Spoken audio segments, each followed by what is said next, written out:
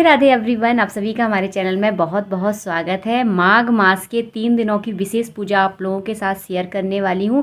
सबसे पहले आप सूर्य उदय होने से पहले स्नान कर लें, यानी 5:30 बजे या 6 बजे के बीच में आप स्नान कर लें। उसके बाद सबसे पहले आपको सूर्य अर्घ्य देना है। एक तांबे के लोटे में आपने जल डाल लें, उसमें एक पुष्प डाल लें। तो अगर आपको बहुत ज़्यादा गुस्सा आता है तो उस जल में आप हल्दी ज़रूर मिलाएं, ताकि आपका गुस्सा कंट्रोल में रहेगा। तो देखिए यहाँ पर मैंने हल्दी मिला ली है। अब चलिए देते हैं सूर्य भगवान को अर्घ। तो सबसे पहले मैं आपको बता दूं सूर्य भगवान को अर्घ कैसे दिया जाता है। तो सबसे पहले क्या है, नीचे कोई बर्तन ज़रूर रख लें। डायरेक्ट ज़मीन पर आपको अर्घ नहीं देना है। ये जो तरीका होता है ना, वो बहुत गलत होता है। तो किसी बर्तन में देखिए आपको अर्घ देना है। तो देखिए यहाँ पे हमने अर्घ दे लिया है भगवान को। इसके बाद देखिए आप परिक्रमा कर लें, 7, 5 जितनी आपकी श्रद्धा है उस हिसाब से आप परिक्रमा कर सकते हैं। हाथ जोड़कर प्रार्थना करें सूर्यदेव से। उसके बाद देखिए इनका जो सूर्यदेव का जो जल होता है वो आप किसी भी पेड़ में डाल सकते हैं, तुलसी में ना डालें। अन्यथा आपके यहाँ कोई भी फूल, पेड़, पत्ती के जैसे भी पेड़ पौधे हो ना, उसमें आप डाल सकते हैं। तो देखिए मैंने अर्घ डाल दिया। बस इस जल को ना ज़मीन में नहीं गिरना चाहिए। इसके बाद करती हूँ मैं अपने भगवान की पूजा।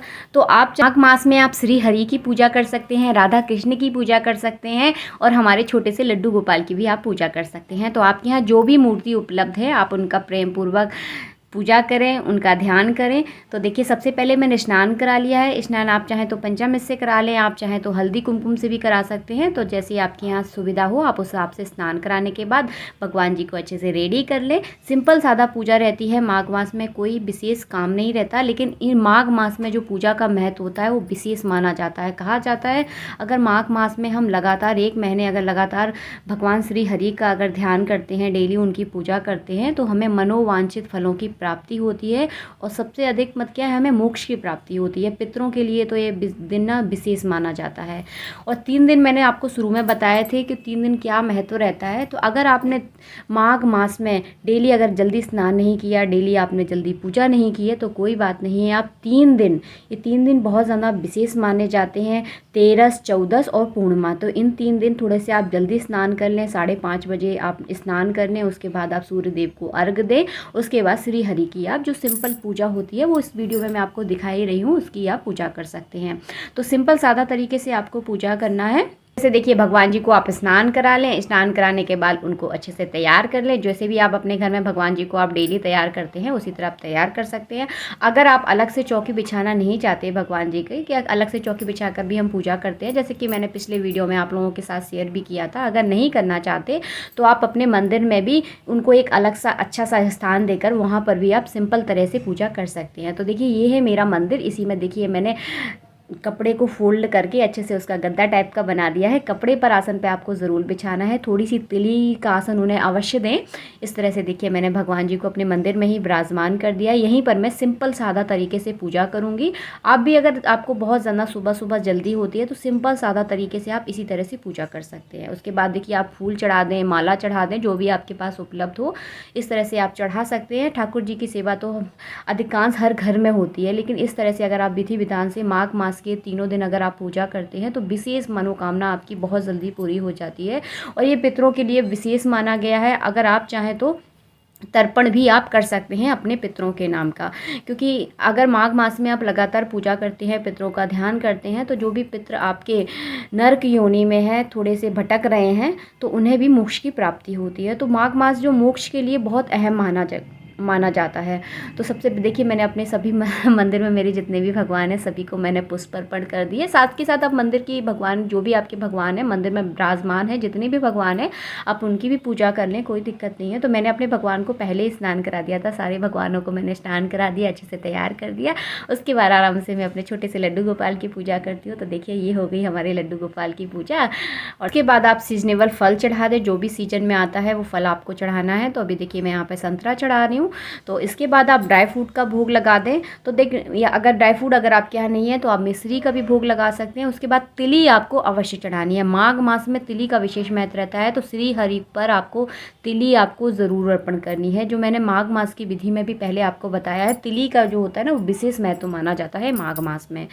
तो देखिए हमने तिली भी अर्पण कर दी है, ड्राई फ्रूट का यहाँ पर भोग भी लग गया है। अगर आपने कोई हलवा वगैरह कोई अगर आपके यहाँ मिठाई है तो आप उसका भी भोग लगा सकते हैं। देखिए सुबह सुबह इतनी जल्दी कुछ बन नहीं पाता, क्योंकि पूजा की सुबह सुबह थोड़ी ज़्यादा जल्दी रहती है। तो आप इस तरह ड्राई फ्रूट्स का, मिश्री का, जो भी आपके यहाँ रखा हुआ है उसका आप भोग लगा सकते हैं हमारे ठाकुर जी का।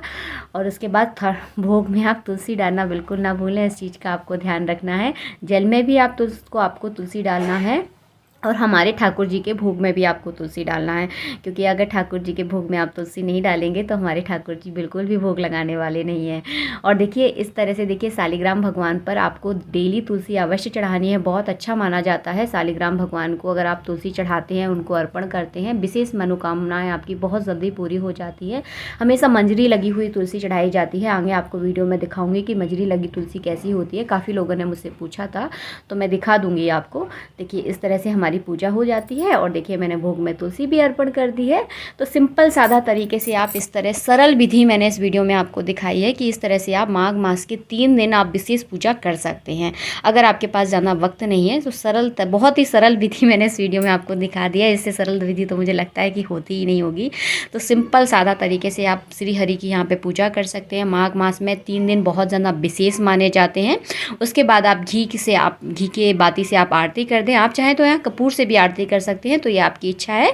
कपूर से आरती करना भी बहुत अच्छा माना जाता है, लेकिन मैं घी के दीपक से ही आरती करती हूँ, क्योंकि कपूर में बहुत ज़्यादा धुआं उड़ता है और मंदिर सफ़ेद है ना, तो बहुत ज़्यादा काला काला हो जाता है। इस वजह से मैं घी के दीपक से आरती करती हूँ। आप चाहें तो कपूर से भी आरती कर सकते हैं। इसके बाद देखिए आपको श्री हरि की आरती करना है। प्रेम पूर्वक अपने परिवार के साथ मिलजुल कर आपको आरती करना है। स्नान का आपको विशेष ध्यान रखना है। सूर्य उदय होने से पहले ही आपको 3 दिन ज़रूर जल्दी से जल्दी स्नान करने की आप कोशिश करें। सारे घर के काम छोड़ दें, क्योंकि ये तो ज़िंदगी भर चलते रहते हैं। जो हम इस जीवन में कर जाते हैं, भक्ति भाव, वही हमारे साथ जाता है। तो 3 दिन आप हो सके तो जल्दी से जल्दी स्नान करने की कोशिश करें। और सूर्य को अर्घ आपको जब शुरू में, जब रेड कलर का सूर्य होता है, जब उदय होता है, उसी समय आपको सूर्य को अर्घ देना है। देखिए मैं तो यहाँ पर वीडियोज़ बना रही हूँ, इसी वजह से थोड़ा सा लेट हो जाता है मुझे, क्योंकि अंधेरे में क्या वीडियो बिल्कुल अच्छे नहीं आते, कुछ भी समझ में नहीं आता, इसीलिए थोड़ा सा मैंने उजाले में वीडियो बनाया है। आप कोशिश करें जल्दी से जल्दी पूजा करें आप। और इस पूजा में सूर्य उदय होने से पहले आपको स्नान ज़रूर करना है, इस चीज़ का आप ध्यान रखें। सूर्य जैसे ही उदय होता है, जब भी आपको सूर्य को अर्घ देना है। पूजा भी आपको जल्दी से जल्दी करनी है।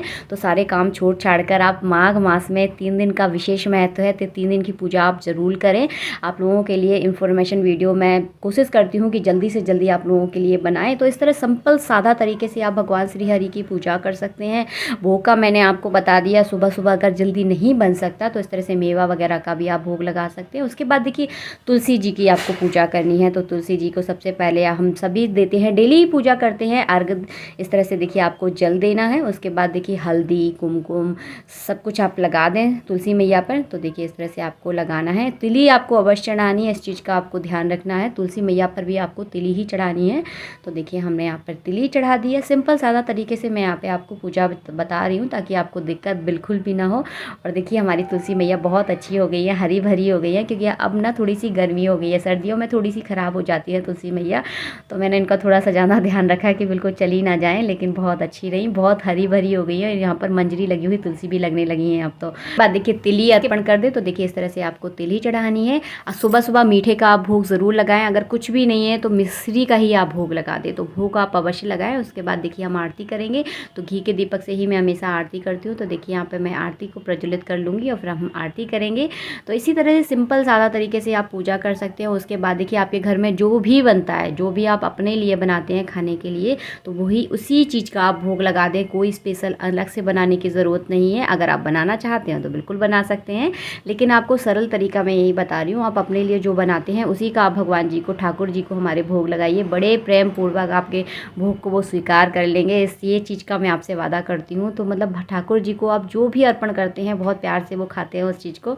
तो बस आप बना लीजिए। बस इस चीज़ का आप ध्यान रखिए, लहसुन प्याज का यूज़ नहीं किया जाता है भगवान के भोग में। तो मेरे यहाँ जो भी बनता है मैं उसी चीज़ का भोग लगाती हूँ। और यहाँ बहुत तेज़ वाली हवा चल रही है, बहुत तेज़ हवा चल रही थी। दीपक अभी बुझा नहीं है, जल रहा है, लेकिन रोशनी के कारण दिख नहीं रहा था। और बस इसके बाद देखिए मैं मंजरी लगी तुलसी तोड़कर भगवान जी को अर्पण डेली करती हूँ। और आपको से भी कहूँगी आप भी डेली अर्पण करें। आप हमारे व्यूवर्स हैं, आपको छोटी छोटी इन्फॉर्मेशन हम देने की कोशिश करते हैं, ताकि ताकि आपका जीवन भी बहुत सुखमय हो। देखिए इस तरह की होती है मंजरी लगी हुई तुलसी। ये तुलसी में से कहा जाता है कि तुलसी पर भार होता है, जब तक ये हम तोड़ते नहीं है ना तुलसी पर भार उत्पन्न हो जाता है। तो जल्दी से जल्दी ये मंजरी हमें तोड़ लेनी चाहिए और भगवान पर अर्पण कर देनी चाहिए। तो देखिए ये इस तरह से करती हूँ मैं, सादा सिंपल तरीके से पूजा। और आपसे भी कहूँगी आप भी ज़रूर करें ताकि आपका जीवन भी बहुत सुखमय और खुशहाल ज़िंदगी रहे। उसके बाद देखिए आप हवन कर सकते हैं, आप चाहें तो हवन ज़रूर करें क्योंकि माघ मास में हवन का विशेष महत्व माना जाता है। पितरों को बहुत ज़्यादा शांति मिलती है। हवन के द्वारा हम जो भी आहुतियाँ देते हैं उससे हमारे जीवन में खुशहाली उत्पन्न होती है। जो भी हम भोग लगाते हैं सीधे हमारे ईश्वर को प्राप्त होता है। तो हवन अग्नि के द्वारा जो भी भोग लगाया जाता है बहुत जल्दी अर्पण हो जाता है कहा जाता है। तो आप चाहें तो हवन कर सकते हैं। हवन की विधि में हर वीडियोज़ में आप लोगों के साथ सिंपल तरीके से शेयर कर चुकी हूँ। 11-21 आहुतियाँ, आपके पास जो भी आपको मंत्र आता है, श्री हरि का आपको जो भी मंत्र आता है उससे ही आप 11-21 आहुतियाँ प्रेम पूर्वक भगवान से सच्चे मन से आप अर्पण कीजिए। भगवान बहुत जल्दी अर्पण कर लेंगे। तो आई होप आपको हमारा वीडियो अच्छा लगा है। वीडियो पसंद आता है तो वीडियो को लाइक ज़रूर करें। चैनल को अभी तक सब्सक्राइब नहीं किया तो चैनल को सब्सक्राइब करना बिल्कुल ना भूलें। राधे राधे, जय श्री राधे।